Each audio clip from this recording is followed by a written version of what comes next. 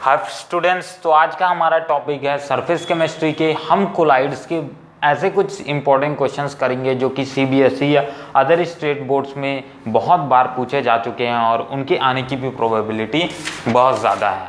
ठीक है, तो जैसे कि हमारा इससे पहले कुछ टॉपिक लेफ्ट रह गया था कि एक तो इमल्सन रह गया था, उसको भी हम क्वेश्चन करते करते ही कंक्लूड करेंगे। ठीक है, और कोई डाउट होगा तो पूछ लेना।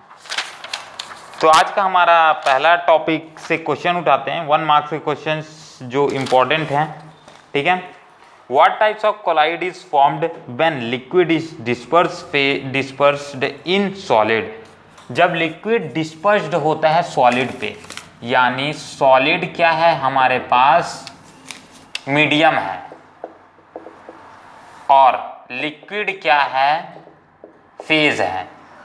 ठीक है, liquid is dispersed in medium, कौन सा है, सॉलिड। तो इन दोनों को ऐड करने पर किस टाइप का कोलाइड्स बनता है, और इस टाइप के हमने पहले भी डिस्कशन किया था और इसका एक एग्जांपल भी बताना है। तो कौन सा है, मैं पहले ही फॉर्मूला बताया था कि उस फॉर्मूले से याद रख सकते हैं, बहुत ज़्यादा आसानी होगी। ठीक है, पर प्रैक्टिस की ज़रूरत पड़ेगी। ठीक है, तो जैसे क्या है हमारे पास लिक्विड एंड सॉलिड, तो लिक्विड हम एस फिर लिक्विड आता है, फिर लिक्विड फिर लिक्विड। ठीक है, तो ये लिक्विड प्लस सॉलिड पहले ही स्टेट में जुड़ता है, यानी ये 4th नंबर होगा। और 4th नंबर पे हम किस चीज को इंक्लूड करते हैं, क्या आता है, सुंदर सुन अनिल गगन, जी फॉर जेल। सॉलिड और लिक्विड जब मिलते हैं तो जेल की फॉर्मेशन करते हैं। क्लियर है, याद आया, एग्जाम्पल बता, एग्जाम्पल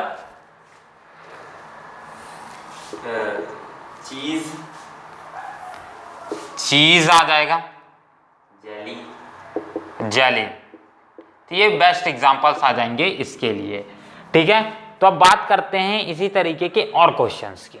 तो इस टॉपिक से मेनली यही टाइप के क्वेश्चन उठ के आते हैं। अगर आपके पास dispersed phase and dispersion medium यही है, बट इस क्वेश्चन को थोड़ा सा ट्विस्टेड फॉर्म में यहाँ हमसे पूछा, हमसे बोला कि हम लिक्विड को डिस्पर्स कर रहे हैं सॉलिड के सरफेस पे, तो बताओ यार कौन सा टाइप का कोलाइड बनेगा। तो क्वेश्चन वही था, बट थोड़ा सा घुमा दिया, तो इस पर कंफ्यूज मत होना। Disperse phase and dispersion medium बस पे ध्यान रखना और क्वेश्चंस अटेम्प्ट हो जाएंगे। ठीक है, हम और क्वेश्चंस उठाते हैं इसी टॉपिक से, अच्छे लग रहे हैं क्वेश्चन। ठीक है, मजा आया। चलो नेक्स्ट क्वेश्चन आया, what type of colloid is formed when gas is dispersed in liquid. अगर गैस को किस पे कर रहे हैं डिस्पर्स, लिक्विड पे कर रहे हैं। ठीक है, गैस को लिक्विड पे डिस्पर्स कर रहे हैं, यानी ये मीडियम हो जाएगा और ये फेज हो जाएगा। और मीडियम और फेज अगर हमारे पास ये होते हैं गैस प्लस लिक्विड, तो ये सबसे आखिरी स्टेट है, 8th स्टेट। ठीक है, गैस और लिक्विड, तो क्या बनता है, फॉग बनता है। शायद जाहिर सी बात है। ठीक है, एग्जाम्पल भी बताना है, ऐसी बात नहीं है, बिना एग्जाम्पल के मार्क्स नहीं मिलने वाले हैं। ठीक है, तो फोम आ जाएगा इसका एग्जाम्पल, FOAM। ठीक है, आसान है, और उठाए। चलो, तो नेक्स्ट आता है, जो भी हम क्वेश्चंस करेंगे हम टॉपिक्स को कंक्लूड कर चुके हैं, और अगर टॉपिक से बाहर से क्वेश्चन आता है तो मैं वो बता ही दूंगा, और अगर मान लो टॉपिक जो लेफ्ट रह गए हैं उनको मैं क्वेश्चन के साथ ही इंक्लूड करूंगा। ठीक है, चलो, तो what is the reason for stability of colloidal sol. Colloidal sol की स्टेबिलिटी का क्या कारण है। तो कोलाइडल सोल की स्टेबिलिटी किस कारण से होती है, कोलाइडल सोल की स्टेबिलिटी। ठीक है, सोल हम ले रहे हैं, सॉलिड सोल फिर सोल आता है। ठीक है, तो कोलाइडल सोल्स की स्टेबिलिटी का साफ सा कारण क्या रहता है, सोल किस कंडीशन पे बनता है। सबसे पहले तो ये दिमाग मिलाओ यार। ठीक है, हम जब क्या करते हैं, हम अगर क्या करते हैं, सॉलिड को मिलाते हैं और उसके बाद लिक्विड को मिलाते हैं, तो हमारे पास सोल की फॉर्मेशन होती है, जाहिर सी बात है। तो यहाँ पर जो सॉलिड सोल्स और लिक्विड सोल्स होते हैं उनमें ये अट्रैक्शन फोर्स अच्छा खासा होता है। ठीक है। तो अट्रैक्शन जहां है वहां स्टेबिलिटी अपने आप बन जाती है, ठीक है। अट्रैक्शन जहां स्टेबिलिटी वहां अपने आप बन जाती है, ठीक। तो ये आ जाएगा। और दूसरी बात, अगर मैं इसका एक एग्जांपल से समझाऊं तो आपको और अच्छा आ जाएगा। इसको वैसे एग्जांपल क्या था, देखो उसका एग्जांपल था अपन क्या हो जाएगा एग्जांपल यार इसका, ठीक है। हम इसके लिए फॉर्मूला क्या था, गगन पटेल, तो पी से क्या था, पेंट, ठीक है। गगन पटेल पेंट, ठीक है, पी फॉर पेंट। तो पेंट इसका एग्जांपल है। देखो इसको और एक्सप्लेन अगर मैं थोड़ा सा करता हूं तो हम एक एग्जांपल ले सकते हैं। हमारे पास वाटर है ये इस तरीके से, ठीक है। हम इसमें कोई एक्स्ट्रा चीज या कोई एक्स्ट्रा चीज सॉलिड के फॉर्म में ऐड करते हैं, ठीक है। सॉलिड के फॉर्म में मान लो मैंने एग्जांपल के लिए समझाता हूं शुगर को ऐड किया, वो सॉलिड क्रिस्टल्स हैं। ऑल थ्रू ये चीजें यहाँ वैलिड नहीं होगी। जब हम पेंट बनाते हैं तो हम क्या करते हैं, इथीन टाइप के मॉलिक्यूल्स को ऐड करते हैं, वो भी सॉलिड फॉर्म में ही रहते हैं।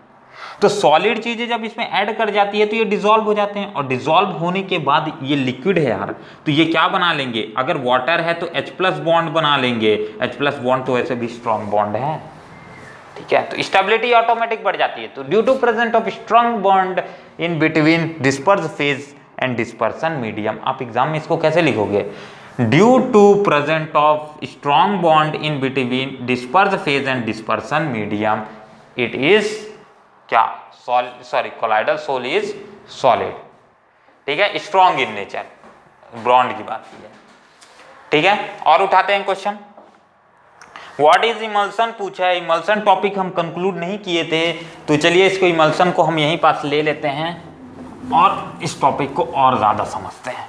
देखो इमल्सन कब बनता है, emulsion is formed when liquid plus liquid disperse phase and dispersion medium, जब दोनों ही लिक्विड होती हैं तो डिस्पर्सन क्या बनता है, इमल्सन बनता है, ठीक है। एग्जांपल बताना तो, ओए example, oil and water, oil in water, ठीक है। ऑयल एंड वाटर नहीं होता है, ऑयल इन वाटर, ठीक है। इमल्सन, तो इमल्सन क्या होता है, जिसपे disperse phase, disperse phase and disperse medium, ठीक है, दोनों ही क्या हो, लिक्विड हो, ठीक है। उस कंडीशन में इमल्सन्स फॉर्मेशन होते हैं, ठीक है। इमल्सन का एक बेस्ट एग्जांपल हमने कहाँ देखा था, एग्जांपल हम अभी पढ़ के आए थे जब एसोसिएटेड कोलाइड्स पढ़ रहे थे। तो एसोसिएटेड कोलाइड्स हम किसके लिए पढ़े थे, फैटी एसिड के एक चैन के लिए पढ़े थे, ठीक है, सोप के लिए पढ़े थे वही। तो ये क्या था, फैटी एसिड का एक चैन था कार्बोक्सिलिक एसिड के साथ कंक्लूडेड, वो इसका बेस्ट एग्जांपल आ जाएगा। और वो भी किसके लिए आया था, इमल्सीफायर की तरफ वर्क कर रहा था ऑयल इन वाटर के लिए, ठीक है। तो चलिए इमल्सन समझते हैं, फिर समझते हैं। तो इमल्सन क्या होता है, जहां disperse phase and dispersion medium दोनों ही लिक्विड हो, ठीक है। और अगर मैं इन दोनों को सेपरेट करना चाहूं तो मैं आराम से सेपरेट कर सकता हूं। कैसे सेपरेट करूंगा, डिहाइड्रेशन प्रोसेस है, वाटर को रिमूव कर दो, लिक्विड लिक्विड ही तो है, अलग अलग हो जाएंगे। या फिर हीटिंग मेथड आ जाएगा, वही डिहाइड्रेशन हीटिंग मेथड ही है, ठीक है। तो उससे थ्रू कर सकते हैं। तो हम चाहें तो disperse phase and dispersion medium को यहां अलग भी कर सकते हैं, बट क्वेश्चन हमारा क्या था, इमल्सन को समझाओ। तो इमल्सन क्या होता है, जहां disperse phase and dispersion medium दोनों ही लिक्विड हो उसे इमल्सन बोला जाता है। और ऐसी कंडीशन पूरे के पूरे कोलाइड भर में कहीं और नहीं है, या तो सॉलिड के साथ जुड़ेगा या तो कोई ना कोई चेंजेस होगा, है तो एक ही है। चलो, तो ये दो तरीके के होते हैं, इसको भी जल्दी जल्दी डिस्कस कर लेते हैं। एक होता है वाटर इन ऑयल, OW से डोनेट करते हैं, इसे क्या बोलते हैं, वाटर इन ऑयल। और दूसरा क्या होता है हमारे पास, OW,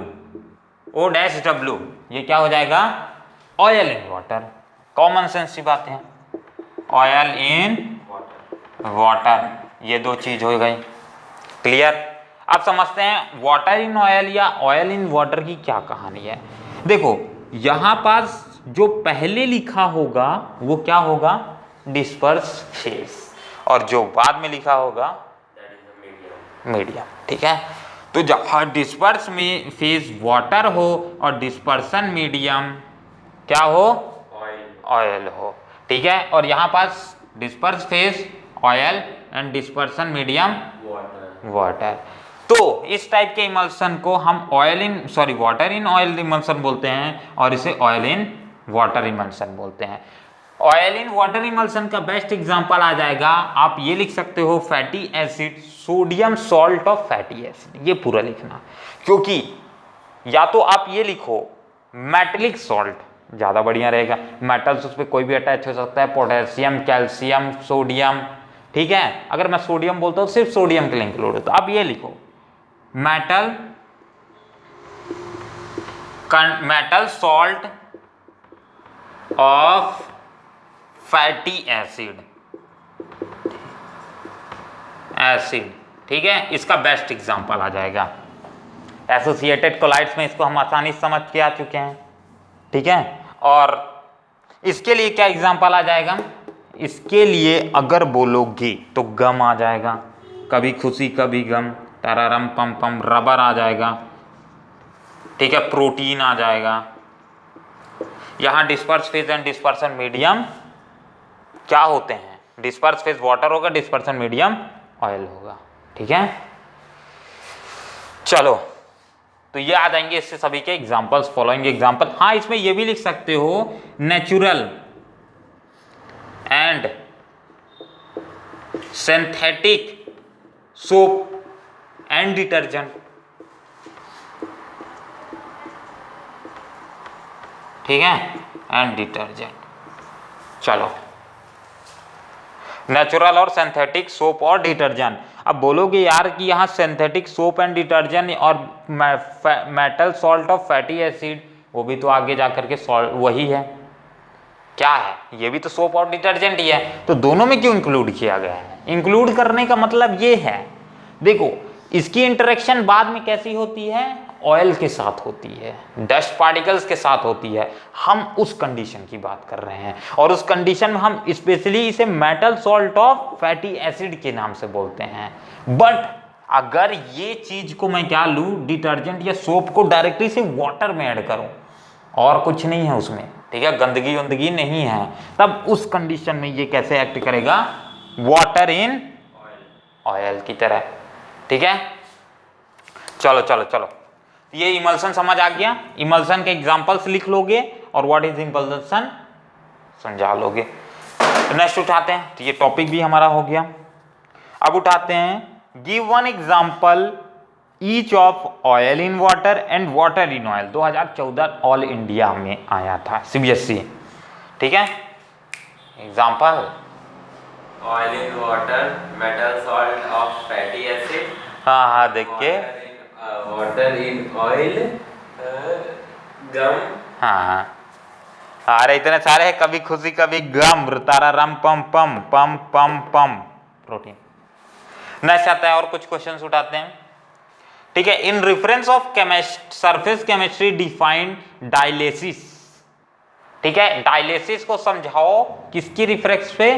देखो डायलिसिस बहुत सारे होते हैं, अगर बायोलॉजी के हिसाब से डायलिसिस बोलेंगे तो अलग है, फिजिक्स के हिसाब से डायलिसिस अलग है, वो फिनोमिना है फिजिक्स के हिसाब से। बट यहाँ अगर डायलिसिस बात करेंगे तो केमिस्ट्री के हिसाब से भी डायलिसिस अलग है।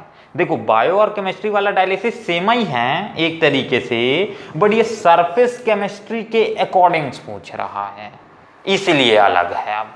ठीक है, तो डायलिसिस क्या है? डायलिसिस एक प्रोसेस है, हम इसको अभी पढ़ते ही। चलो तो एक काम करते हैं, इस टॉपिक को कंक्लूड करते समय हम एक काम करते हैं, ज़्यादा से ज़्यादा इस टॉपिक से रिलेटेड क्वेश्चंस कर लेते हैं, और इससे रिलेटेड जो और टॉपिक्स आने वाले हैं प्यूरिफिकेशन ऑफ कोलाइड में इसको ले लेते हैं। ठीक है, प्रिपरेशन हम पिछले ही टॉपिक में सीख लिए थे। ठीक है, इसमें प्यूरिफिकेशन सीखना है, प्यूरिफिकेशन। ठीक है, प्यूरिफिकेशन यानी कोलाइड्स को कैसे प्यूरिफाई किया जाता है, तो इसका एक प्रोसेस है डायलिसिस। ठीक है, दूसरा प्रोसेस है सेंट्रीफ्यूगेशन। ठीक है, लिखते जाओ, फ्यूगेशन, और तीसरा प्रोसेस हम ले सकते हैं डायलिसिस, सेंट्रीफ्यूगेशन, और वो इलेक्ट्रिकल प्रोसेस नहीं लेंगे क्योंकि उसमें कोलाइड्स भी पॉजिटिव एंड नेगेटिव की तरफ मूव कर जाते हैं, तो वो प्रॉपर्टी हो जाएगी, बट हम मूवमेंट के लिए नहीं ले सकते हैं। ठीक है, तो ये मेन दो प्रोसेस है। अल्ट्रा फिल्ट्रेशन भी एक प्रोसेस है इसमें।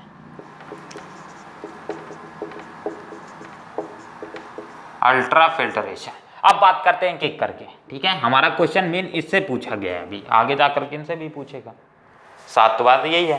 तो एक काम करते हैं, डायलिसिस लेते हैं। डायलिसिस क्या है? डायलिसिस एक ऐसा प्रोसेस है जिसमें हम कोलाइडल पार्टिकल्स को सेमी परमेबल मेम्ब्रेन के थ्रू क्या करते हैं? प्यूरिफाई कराते हैं, या फिर क्या करते हैं? सेपरेट करते हैं। ये भी अच्छा वर्ड है। So it is a process in which, ये लिख लेना, it is a process in which colloidal particles, ठीक है, colloidal particles are passed through semi permeable membrane, permeable membrane, हम लोग बायो में भी मेम्ब्रेन को हम भी लिख देते हैं, मेम्ब्रेन पूरा लिखना, सेमी परमेबल मेम्ब्रेन। ठीक है, तो इस प्रोसेस को क्या बोला जाता है? डायलिसिस। ठीक है, चलो सेंट्रीफ्यूगेशन की बात की जाए तो डायलिसिस और अल्ट्रा फिल्ट्रेशन में ज्यादा कोई खास अंतर नहीं होता है, बट ये नॉर्मल यूज किया जाता है। ठीक है, नॉर्मल मतलब छोटे लेवल पे अगर हमें कोलाइडल्स को सेपरेट करना है, बट अगर एक्स्ट्राऑर्डिनरी लेवल पे करना है अल्ट्रा फिल्ट्रेशन भी यूज किया जाता है। ठीक है, तो इसको पहले बात करते हैं फिर इसको करेंगे। Ultra filtration, it is a process in which colloidal particles are passed through, किसके थ्रू? Ultra filter paper. ठीक है, थ्रू अल्ट्रा FILTTER होता है क्या? Filter paper, ultra filter paper के थ्रू पास किया जाता है। अब देखो, अल्ट्रा फिल्टर पेपर की अगर एक खास बात बताऊं तो ultra filter paper normal paper से ही बनता है, ज़्यादा उसमें कुछ ज़्यादा डिटेल नहीं है। ठीक है, और ज़्यादा डिटेल चाहिए होगा तो पुराना लेक्चर पे आना। देखो, ultra filter paper normal paper से ही बनाया जाता है। एक ओवरव्यू दे देता हूँ, नॉर्मल फिल्टर पेपर आपके पास है। नॉर्मल फिल्टर पेपर को आप एक काम करो, इसे जिलेटिन के सॉल्यूशन पे सबसे पहले क्या कर देते हैं? डिप्ड कर देते हैं। ठीक है, जिलेटिन सॉल्यूशन पे डिप्ड करते हैं। डिप्ड करने के बाद इसे हम सुखा देते हैं, ड्राई कर देते हैं, सुखा देते हैं। फिर इसको क्या करते हैं? फॉर्मेल्डिहाइड के सॉल्यूशन में, ठीक है,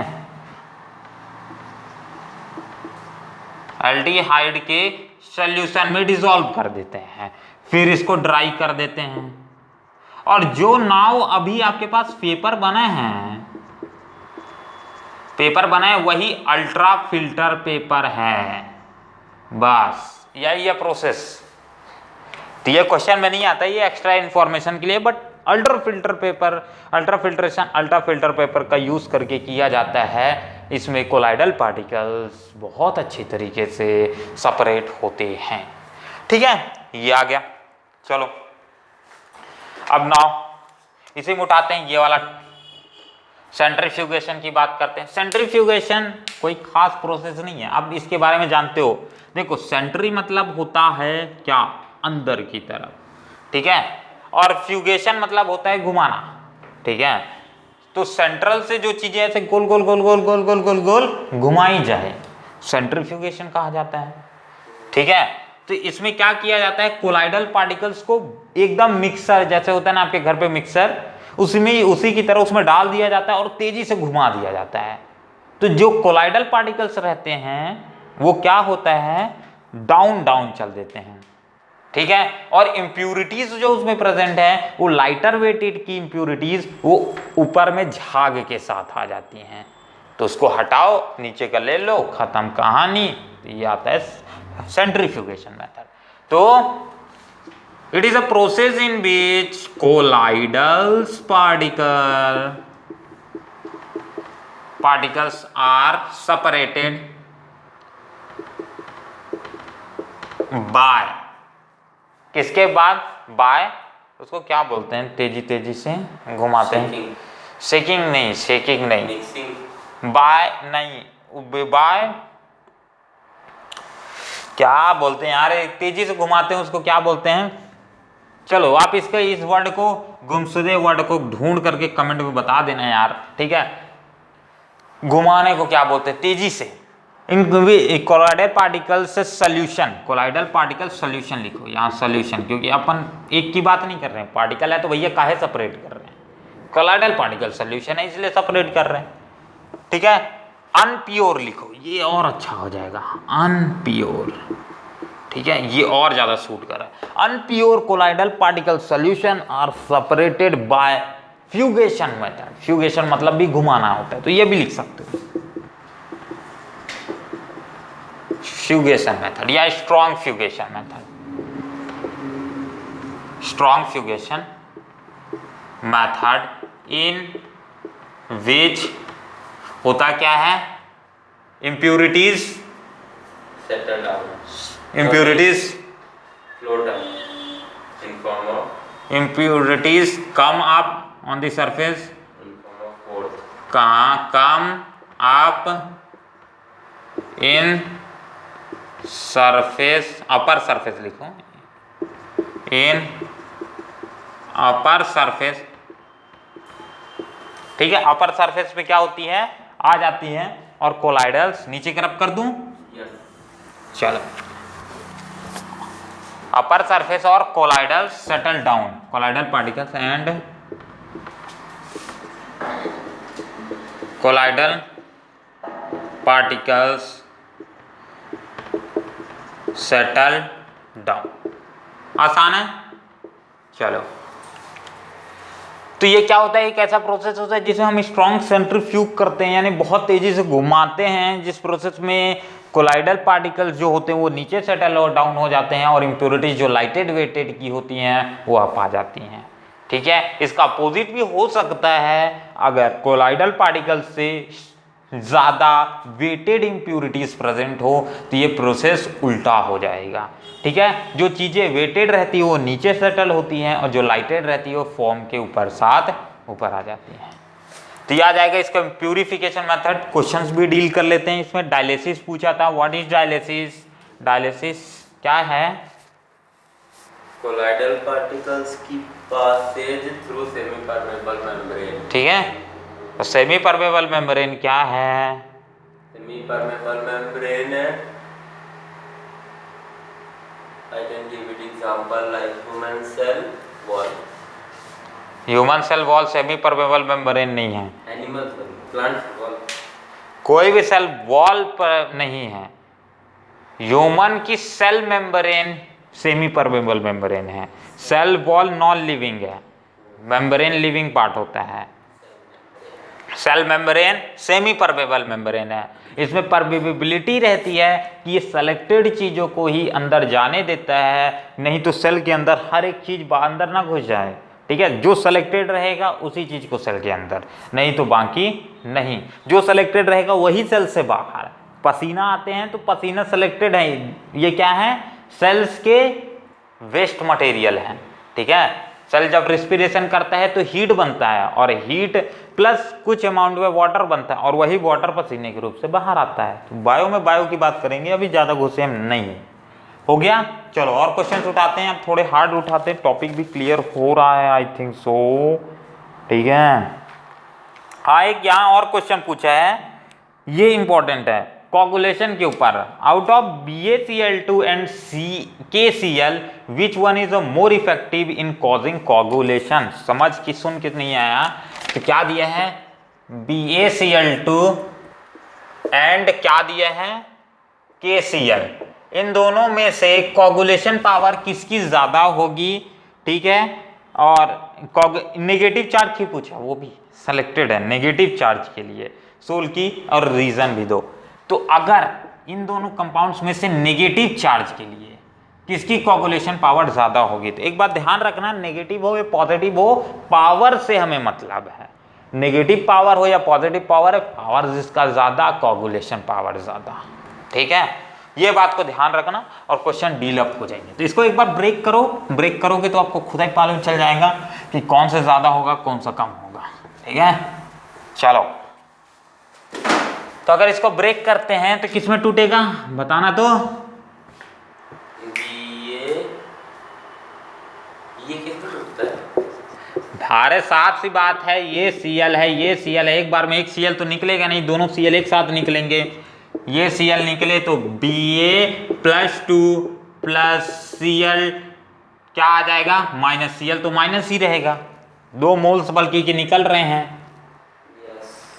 तो ये क्या हो जाएगा, क्लोरीन, यानी नेगेटिव के लिए पूछा है तो एक माइनस आ रहा है इसके लिए। ठीक है, और दूसरी बात इसमें भी यही पूछा है, तो इसको KCl को भी अगर आप तोड़ोगे यार तो K++ Cl माइनस में टूटेगा ये। ठीक है, आप कंफ्यूजन आ गया। एक बार और क्वेश्चन देख लेते हैं, नेगेटिव के लिए भी पूछा है तो अभी भी कंडीशन में बनेगा।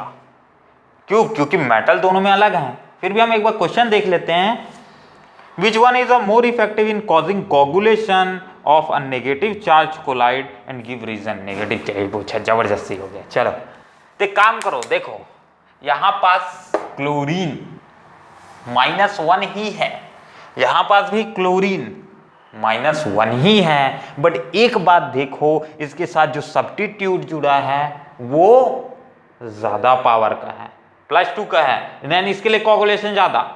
ठीक है, और दूसरी बात यहाँ क्लोरीन के आयंस भी तो ज्यादा हैं, ये भी तो देखो, जितने ज्यादा आयंस उतना ही ज्यादा कोगुलेशन।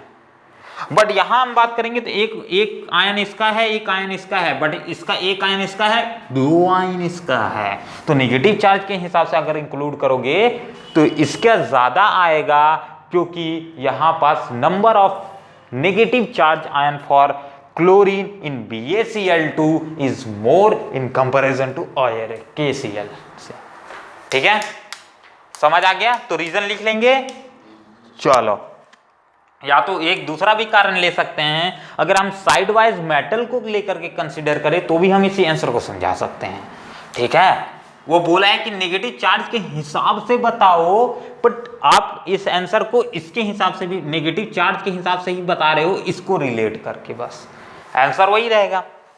तो इसमें देखेंगे तो ये मेटल क्या है, +2 चार्ज है, तो इसकी कोगुलेशन पावर क्या हो जाएगी, इस ओवरऑल कंपाउंड की पूछा है तो क्या हो जाएगी, ज्यादा, इसकी ओवरऑल कंपाउंड की कम। साफ सी बात है।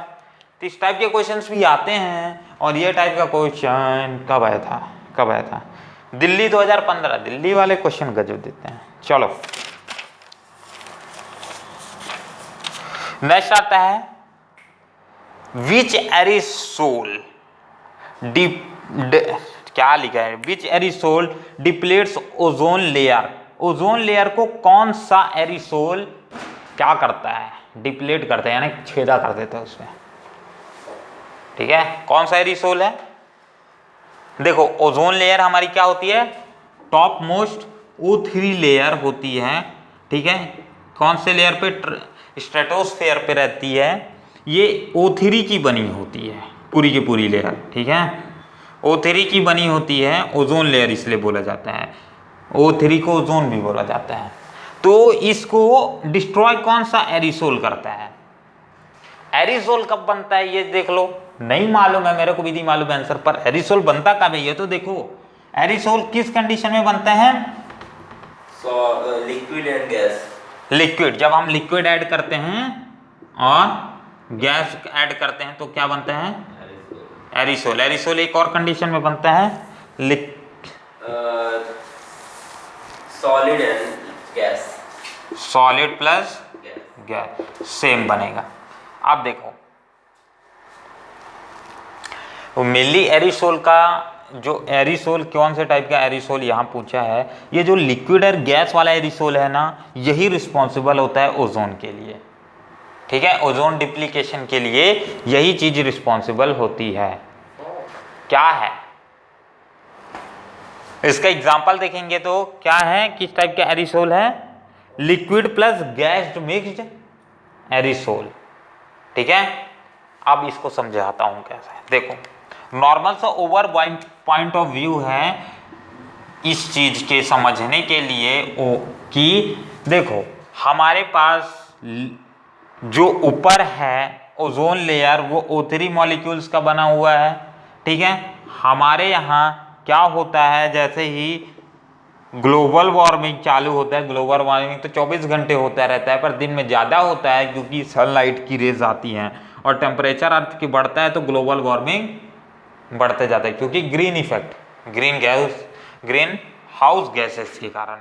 अब देखो ये चीज़ें क्या होती है, वाटर वेपर के साथ मिक्स हो जाती हैं। वाटर वेपर के साथ मिक्स होने के बाद डिस्पर्स फीज क्या है यहाँ का, गैस, सॉरी डिस्पर्स मीडियम क्या है, गैस, और ऐड क्या हो रही है, वाटर वेपर्स की लिक्विड फॉर्म।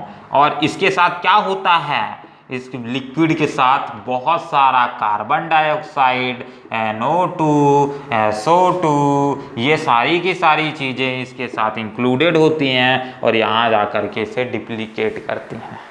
ठीक है, तो कौन सा एरिसोल करता है यहाँ डिप्लीकेशन, लिक्विड प्लस गैस एरिसोल। ठीक है, इसलिए एरिसोल भी पूछा है यहाँ कौन सा करता है, दो एरिसोल है आपके पास, कंफ्यूजन पैदा हुआ।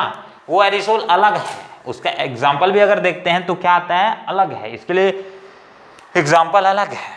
फॉग आता है इसके लिए एग्जाम्पल, उसके लिए सुंदर सुन अनिल गगन, सुंदर सुन अनिल ये से आता है। ठीक है, तो ये क्या आ जाएगा एरिसोल, और उधर गगन पटेल स्मोक आ जाएगा। ठीक है, चलो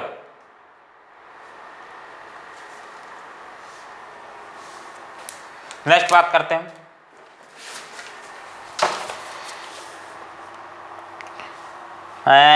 क्या पूछा है, what is the difference between lyophobic sol and lyophilic sol. Lyophobic and lyophilic sols में क्या डिफरेंस है, जल्दी जल्दी डिस्कस कर लेते हैं पॉइंट टू पॉइंट।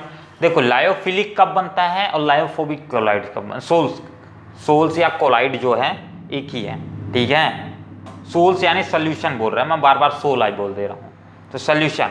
तो कॉलिड सोल्यूशन, अरे लायोफिलिक कोलाइड्स कब बनते हैं और लायोफोबिक कोलाइड्स कब बनते हैं, जब वाटर की डायरेक्टली, जिसे हम डायरेक्टली मिक्स करके बना सकें। लिख के समझाते हैं, नहीं तो आपको भी कुछ नहीं समझ आएगा, बोलने पे समझ आ जाता तो कोई पढ़ता ही नहीं, लिखता ही नहीं फिर। ठीक है, एक है फोबिक और एक है फिलिक। ठीक है, और लायोफोबिक एंड लायोफिलिक। लायोफिलिक कब बनते हैं, जैसे हम डायरेक्टली मिक्स करके बना सकें, डायरेक्टली मिक्स करके बनाया जा सके जिस सॉल्यूशन को, जिसमें डिस्पर्स फेज और डिस्पर्सन मीडियम मिला दो, बच गया, वो क्या है, लायोफिलिक है। ठीक है, सॉरी ये डायरेक्टली मिक्स करके नॉट लिखना भूल गया मैं, नॉट लिखना भूल गया। ठीक है, और इधर साइड क्या आ जाएगा, डायरेक्टली। मैं परीक्षाएं लेते रहता हूँ भाई कि सही सही जा रहे हैं कि इसी में मैं जो बोलते जा रहा हूँ उसी में फ्लो में भागे जा रहे हो। ठीक है, गलती हो गई थी। चलो, लायोफिलिक क्या होता है, जिसे डायरेक्टली मिक्स करके बनाया जा सके, डिस्पर्स फेज और डिस्पर्सन मीडियम मिलाओ, बन गया। इसमें डिस्पर्स फेज और डिस्पर्सन मीडियम मिलाओगे कभी नहीं बनेगा। ठीक है, इसमें फोर्स ऑफ अट्रैक्शन ज़्यादा होती है, इसमें फोर्स ऑफ अट्रैक्शन कम होती है। अट्रैक्शन अच्छा खासा है।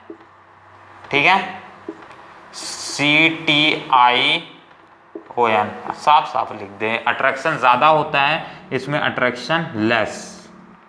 ठीक है, इसमें हीट ऑफ एनर्जी भी क्या होती है, कम रिलीज होती है, क्योंकि ज़्यादा स्टेबल प्रोडक्ट तो इसमें बना जा रहा है, और ज़्यादा स्टेबल प्रोडक्ट जिसमें बनेगा उसमें क्या होगा, एनर्जी ज़्यादा रिलीज होगी। तो इसमें एनर्जी भी क्या होती है, in comparison to this high release होती है, इसमें क्या लो रिलीज होती है। ठीक है, लायोफिलिक एंड लायोफोबिक ये आसानी से क्या लायोफिलिक हैं, यानी वाटर के साथ मिक्स करके बनाया जा रहा है, तो कोगुलेट तो ना करेंगे। Lyophilic is exothermic. ठीक है। और लायोफिलिक क्या है, लायोफिलिक में एनर्जी रिलीज हो रही है, साफ सी बात एनर्जी रिलीज है, तो एक्सोथर्मिक ही होंगे, एंडोथर्मिक यानी एनर्जी गेन। चलो तो इसमें क्या होगा, एनर्जी रिलीज यानी एक्सोथर्मिक, और ये क्या होगा एंडोथर्मिक। इतना काफी है भाई, 2 मार्क्स में पूछा था, हम 4 मार्क्स के लिए बताने चल दिए। आप जब एग्जाम में लिखोगे तो इसके 2, देखो अगर आप एग्जाम में जब लिखते हो, अगर मान लो ये 2 पॉइंट मार्क्स में आ गया तो आप एकदम लो लेवल का पॉइंट मत लिखो इसमें, ठीक है। अगर सामने वाले टीचर को दिखाना ही है अपना नॉलेज तो एकदम हाई लेवल का नॉलेज इसमें लिखो। एक तो ये लिख दो, सबसे फेमस है, ठीक है। एक ये लिखो, 2 मार्क्स में लिख रहे हो, 2 पॉइंट लिख रहे हो, ऐसा लिखो कि सामने वाला देख के पढ़ के समझे यार हाँ दम है लड़के में या लड़की में दम है, ठीक है। और ज्यादा हो रहे हैं तो 3 पॉइंट लिख दो, 2 मार्क्स का है 3 पॉइंट लिख दोगे, कभी भी मार्क्स नहीं कटने वाले, और 2 में से 3 ना मिल जाए कहीं मेरे हिसाब से, ठीक है। 1 मार्क्स आगे करके वो हैंड राइटिंग के हिसाब से दे देगा वो आखिरी में, वो बात अलग है, पर इसी को मैं बोलूंगा इसी में दिया है। चलो एक बार इसका देख लो कितना टाइमिंग हो गया, इसका नेक्स्ट पार्ट लेते हैं फिर वीडियो का, ज़्यादा लंबा नहीं रखेंगे। 36। चलो तो ठीक है, इस वीडियो के लिए इतना ही रखते हैं, और अभी इसी के जस्ट पार्ट 2 आएगा, उसमें हम इसी वीडियो को आगे कंटिन्यू करेंगे, और इसी मज़े के साथ इसी फन के साथ आगे की वीडियो भी, क्लास को भी, क्वेश्चंस को अटेंड करेंगे। तो हमारे साथ जुड़े रहने के लिए कोई बात नहीं, मिलते हैं अगले वीडियो पे, तो जय हिंद उसके लिए।